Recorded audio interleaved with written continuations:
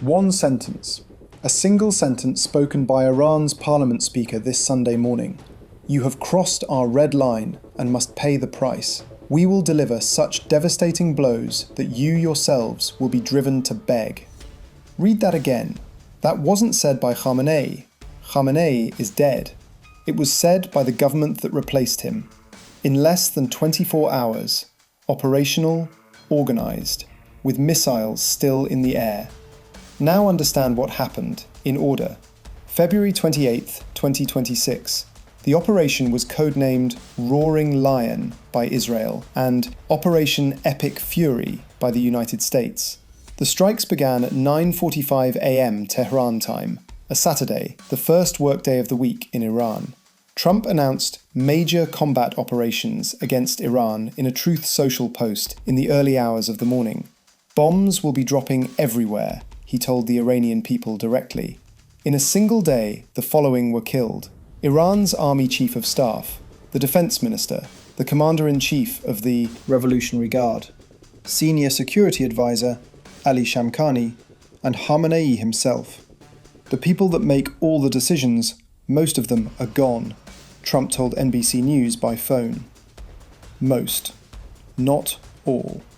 Now read what Iran did next.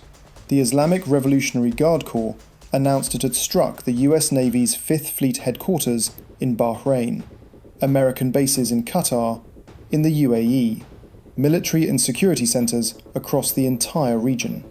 3 American soldiers killed in action, 5 critically wounded. In Abu Dhabi, at least 1 person was killed by falling debris. She wasn't Iranian. She wasn't a soldier. She was a resident of Abu Dhabi who had nothing to do with the decisions made in Washington and Tel Aviv. Explosions heard in Jerusalem, in Riyadh, in Dubai, in Doha, in Manama. 5 cities simultaneously. The Strait of Hormuz, through which roughly 20% of the world's oil supply passes, has been closed. That is not a threat. It already happened.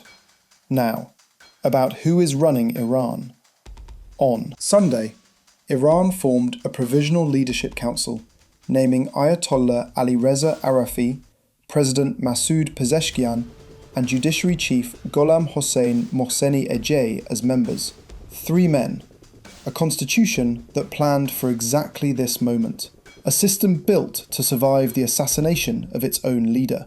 Ali Larijani, Iran's National Security Council chief, declared, "The brave soldiers and the great nation of Iran will teach an unforgettable lesson to the international oppressors." And then he went further.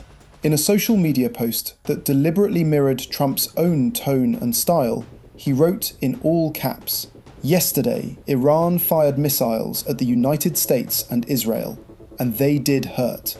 Today, we will hit them with a force that they have never experienced before. The number that will define the next several days." Ensuring the fall of the Iranian government would require a ground invasion, one Trump has not ordered. Senior US military commanders have argued that such a scenario would incur massive casualties and likely risk failure. Trump has no plan for the day after. The analysts at the Council on Foreign Relations have already said so publicly. The US intelligence community assessed, before any of this began, that even with Khamenei dead, his likely successors would be hardline leaders from the Islamic Revolutionary Guard Corps, the same people who run Iran's terrorist networks, the same people who oversee its nuclear and missile programs. The regime changed its face.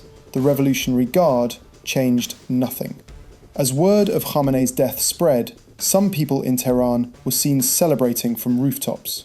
Others mourned, as a black flag was raised over the Imam Reza shrine in Mashhad. 2 Irans, in the same country, at the same moment. Iran struck more targets across the Gulf on Sunday. Israeli bombs continue falling on the heart of Tehran. More explosions are being reported. The council that replaced Khamenei is less than 24 hours old. It has already promised a war the world has never seen. And somewhere inside the apparatus of a state that survived this attack, someone is deciding when not if, to pull the next trigger. The unforgettable lesson is still coming.